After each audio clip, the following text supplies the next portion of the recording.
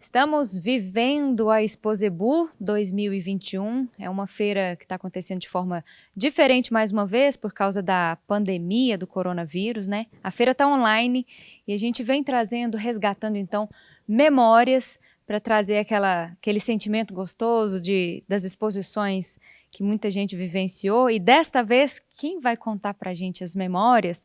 Darcy D'Annunzio, Paula Tiveron, duas personalidades aqui da Alta que vão contar um pouquinho das histórias. Dessa vez eu vou fazer diferente, eu vou começar com a Paula, que 3 anos de Alta, 3 anos aqui de profissão.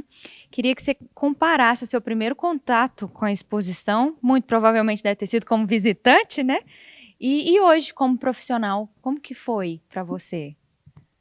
Bem diferente, viu, Débora? Eu sou nascida e criada em Uberaba, então o primeiro contato que eu tive com a Exposebu foi como visitante e criança, né?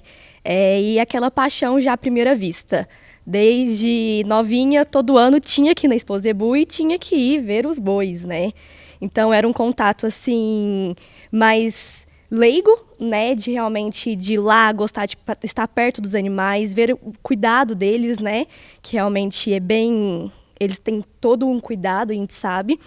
E hoje, já como profissional, né, há 3 anos atrás, então eu acredito que a Exposebu, ela faz parte da minha história, porque ela me despertou a paixão pelos animais. Eu não tenho família em fazendas, não sou de família que tenha criação, né, então eu acredito que ali despertou o meu interesse na área.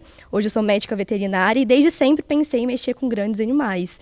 Então, para mim, eu fico muito feliz, tenho muita gratidão de, depois de tanto tempo, já estar formada, ter certos conhecimentos técnicos, poder voltar à feira trabalhando pela Alta, né? E já com o conhecimento, sabendo todo o trabalho realmente que tem por trás daquele animal ali bonito que está exposto. E aí você trabalhou na Exposebu 1 ano de forma presencial, com atendimento aqui na Alta, e agora 2 anos de forma online. Conta pra gente essa sua experiência do presencial para o online, do seu ontem para o seu hoje.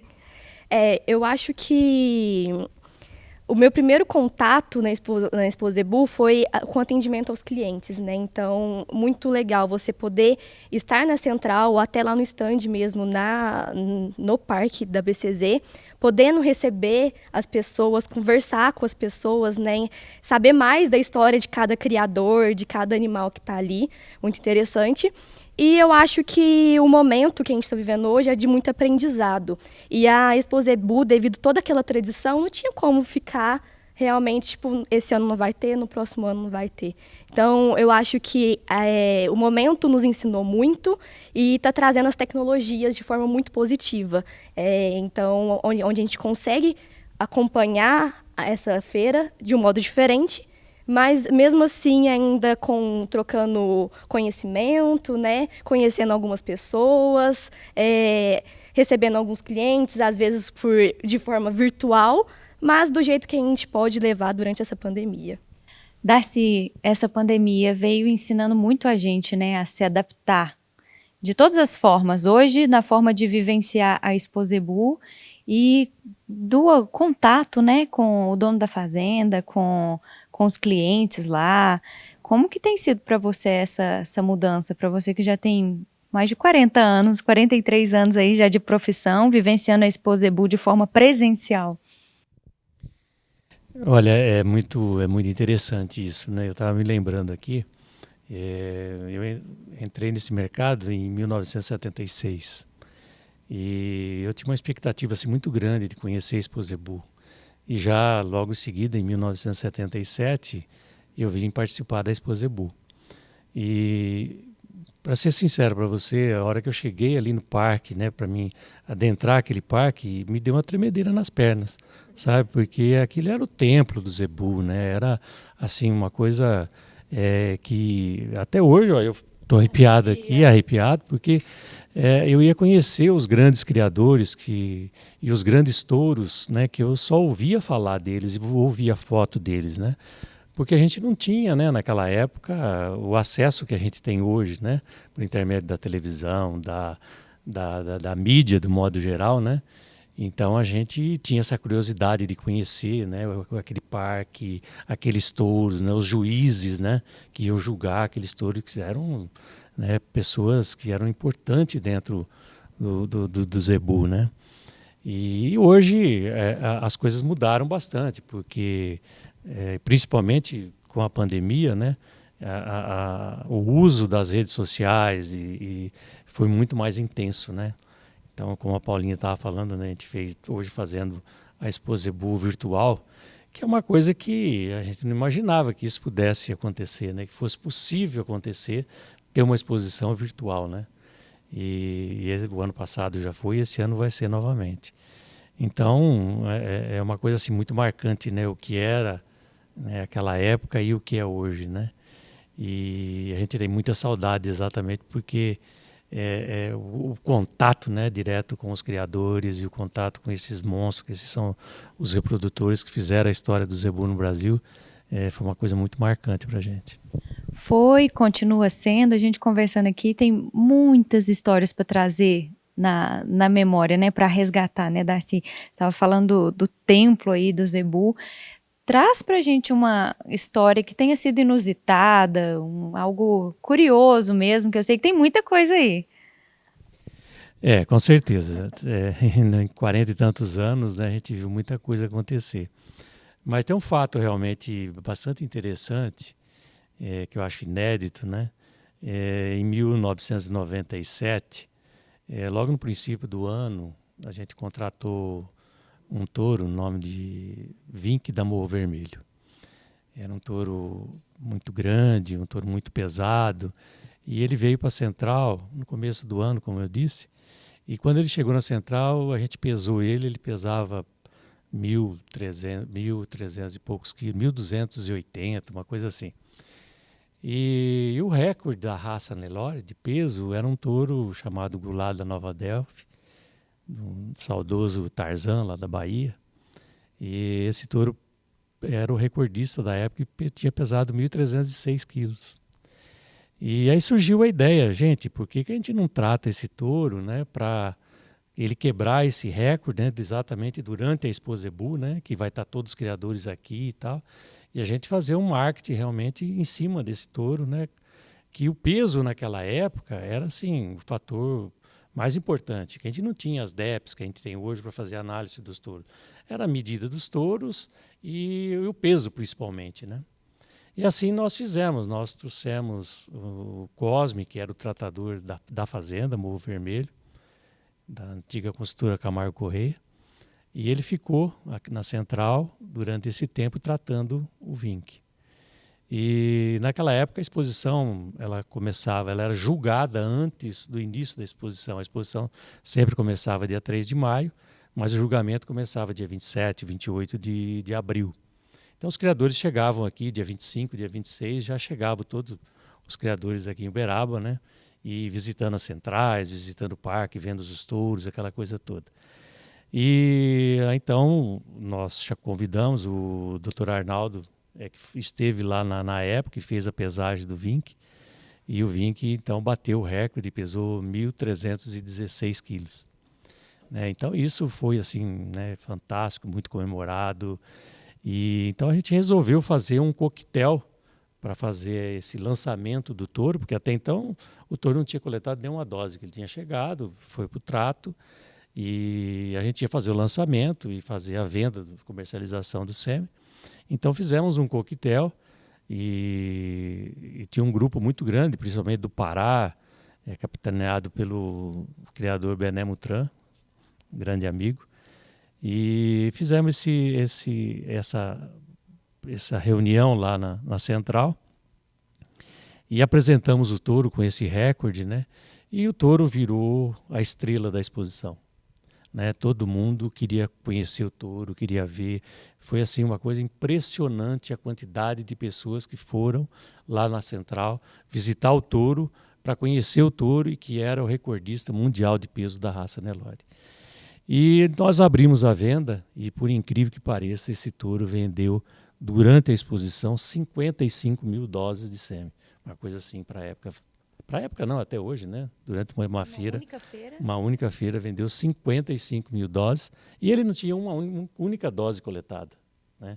Depois ele coletou, foi um grande produtor de sêmen e foram entregues essas doses. Mas eu achei um fato assim muito interessante, né? Que como que um dado, né? Uma pesagem, né? Fez aquele touro realmente virar a grande estrela da exposição daquele ano. Paulinho, você tem uma memória curiosa de exposição? Algo que tem te marcado muito?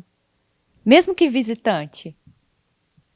Eu acho que o que mais me marcou mesmo foi o crescimento, né? Que, como eu falei, inicialmente como visitante e depois já trabalhando pela Alta, que é uma empresa que eu sempre tive muita inspiração, sabe? Sempre tive muito, como que eu vou dizer? Sempre vislumbrei o trabalho aqui. Então, eu acho que foi uma memória muito marcante para mim. Foi o primeiro ano que eu pude trabalhar na exposição pela Alta. E ali na Alta, igual eu falei, receber os clientes, ver o julgamento, né? Porque era bem em frente à pista. Então, eu acho que a memória que eu tenho realmente que realmente eu vou carregar é esse meu primeiro contato, só que a trabalho. Né, a trabalho, que realmente, e como eu falei, não sou de uma família que tem essa parte de criação, então ter chegado ali, estando ali, em contato com essas pessoas do ramo, não só os clientes, mas também os parceiros de Alta, né, que tem muita história, a gente viu agora há pouco o Laburi, né, agora vendo o Darcy falar, então isso me marca muito. Aqui a gente está conversando com duas gerações e aí eu fico me perguntando como que deve ser para você, Darcy, lembrar lá atrás, lá nas primeiras exposições que o senhor trabalhou, já imaginava o crescimento que seria do melhoramento genético? Hoje a gente tem aí, a gente fala de colostro em pó, né, Paulinho? Colostro em pó, embrião na Alta. Lá atrás, já se imaginava que iria crescer tanto assim ou surpreende? Não, surpreende. Nas minhas primeiras exposições, um exemplo muito claro é que as principais raças zebuínas não eram o Nelore, né, que é hoje a grande estrela do Brasil no zebuíno, né? Na época era muito mais Indo Brasil, o Gir, né? E as coisas caminhavam muito devagar. A inseminação era uma coisa ainda que poucos faziam, né? A dificuldade de inseminar era muito grande, né? Olhar a vaca em cio. Você tinha um criador que conseguia inseminar 100, 200 vacas, era assim uma coisa inusitada, né? Era a tecnologia chegando, né? Na inseminação. Na época se usavam ampolas, né? Não eram palhetas e nada. Dificuldade de armazenamento, né? De transporte, aquela coisa toda. E hoje a gente enxerga totalmente diferente. É o que você falou, né? Quando imaginar que nós íamos ter um colostro, né? Para poder oferecer para um bezerro, isso assim não se passava na cabeça da gente, né? Transferência de embrião, isso aí era uma coisa que a gente nem imaginava, né? Hoje o nosso zebu, sem dúvida nenhuma, é o melhor do mundo. Naquela época a gente ficava imaginando, né? E assistindo os filmes das pessoas que foram lá escolher esses animais na Índia, né? E a gente tinha toda aquela admiração. Mas hoje os melhores animais estão aqui e eles estão aqui exatamente porque houve esse desenvolvimento, essa tecnologia que chegou, e eu acredito que hoje o Brasil tenha, sem dúvida nenhuma, o melhor rebanho de corte do mundo. Paulinha, a gente escutando Darcy falando, não sei se você chegou a assistir algum filme, como ele mencionou aqui, para falar dessas ferramentas que vieram para revolucionar, né, a pecuária, vieram para ajudar aí na história do melhoramento genético.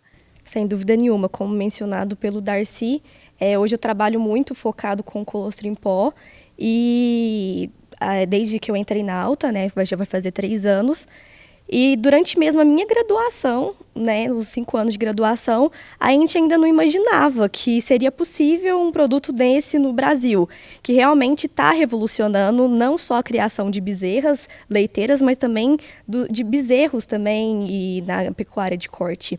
A gente sabe que vieram essas técnicas de melhoramento, né, inseminação, a transferência de embrião, só que, por outro lado, a gente também teve que ter um cuidado especial aos bezerros.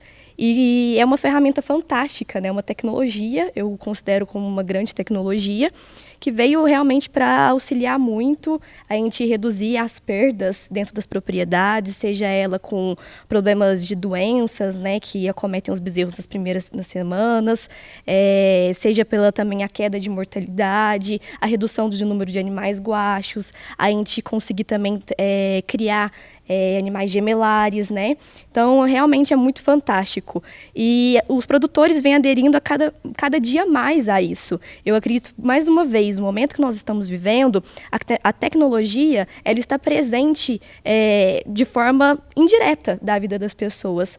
E aquelas pessoas que realmente estão procurando o mercado aquecido, estão acessando essas novas tecnologias, sem dúvida nenhuma, cada dia mais é um mercado que vem crescendo e muito se dá por conta dessas tecnologias que a gente está tendo hoje, né? O desenvolvimento do melhoramento genético, a questão da transferência de embrião e um cuidado maior com os bezerros. Eu vou trazer uma curiosidade agora, quer dizer, uma curiosidade que eu tenho, porque eu também não sou da área, né? Sou jornalista. E quando eu entrei na Alta, há 5 meses, eu tive meu primeiro contato aqui foi com a história do USP. Eu fiquei impressionada, me chamou muita atenção da história dele, da importância dele para a nossa pecuária, né?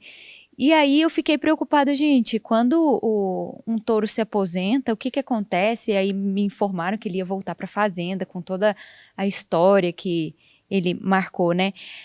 Darcy, quando um touro está chegando nessa hora de aposentar ou vai para o abate, eu sei que você tem uma história curiosa aí. Existe uma despedida para eles também? Isso era muito mais forte antigamente, né? Não, eu acho que era mais forte porque os animais permaneciam durante mais tempo nas centrais, né? Hoje a renovação ela é muito mais rápida, né? Hoje nós temos animais na central com 3 anos de idade e já com filhos, né? E naquela época o touro ia para a central com 5, 6 anos e permanecia na central até 17 anos, né? Então, claro que a gente se apegava muito mais aos animais, né? E como você disse, eu tenho assim várias histórias com grandes reprodutores, né? Que a gente conviveu junto uma vida, né? E a gente pega realmente muito carinho por eles, né? E um deles foi, você está dizendo, né? O Ludi de Garça, que eu considero realmente um divisor de águas dentro da raça Nelore, né? E eu convivi durante toda a vida do Ludi na central, eu convivi ao lado dele. E o Ludi morreu em 1997, em março de 97. E eu me lembro que eu precisava fazer alguma coisa, né, pelo Ludi, pelo carinho que eu tinha com ele, da minha vida, que ali ao lado dele, né, a minha sala ficava do lado do piquete dele, né, então todo dia estava junto. E a gente abriu uma vala, fiz um túmulo bem em frente à central, e ele está enterrado ali, né? Então foi uma homenagem que a gente fez, que para mim era um amigo que estava indo e não um touro realmente, sabe? Então essas coisas marcam muito, né? Porque a gente que vive da pecuária, né? E são por intermédio desses reprodutores, né, que a pecuária está no lugar que ela está hoje, né? A tecnologia foi chegando, mas é em função da genética deles, né, que houve essa grande evolução realmente. Você deve ter inúmeras histórias, né, para trazer para gente. Alguma que tenha te marcado muito ao longo da sua carreira? Algum touro, a história de algum touro durante a Exposebu? Olha, toda a Exposebu, quando você tem, né, julgamento e... Cada ano é único, né? Exatamente, é único, né? Então, sempre, né, você tinha aqueles que você discordava, né? Você tinha aqueles que você concordava, né? Mas pode ter certeza que foi muito mais alegrias do que tristeza, né? Mas, assim, tem muitas histórias, tem touros que morreram cedo, né? Então, isso realmente quebra um pouco o encanto, né? Porque você começa todo um trabalho e perde esse animal. Então, tem assim, muitas histórias, mas dentro da exposição, né, o touro que mais me marcou realmente, né, foi quando eu entrei, né, na minha primeira exposição, né, que eu tinha conhecido um touro chamado Iguaçu do Apagador em 76, quando eu entrei. Minha primeira exposição foi na exposição em Bauru, no estado de São Paulo, e o Iguaçu foi campeão para lá, e de lá, daquele ano, e ele veio para disputar o título aqui em 77, né? E a minha primeira exposição, e para mim aquela coisa maravilhosa dentro do templo sagrado, né? E o Iguaçu, né, foi o grande campeão. E mais tarde, né, eu como gerente da Central convivi com o Iguaçu também, a vida toda dele, né? E quando ele se aposentou, já com 18 para 19 anos, a gente embarcou ele e ele não morreu na Central, ele foi embora para a fazenda. E era na época do seu Farã Buchala, né? Samir Jubran, desculpa, ele é criador do seu Farã e era de propriedade do Samir Jubran. Então, essas histórias marcam muito a gente, sabe? Porque esses touros, eles ficam aí, né? E se você vê, hoje, né, os touros que estão aqui na Central, a grande maioria são descendentes exatamente desses touros, né? E eles ficaram marcados, tanto na nossa vida como na formação do rebanho.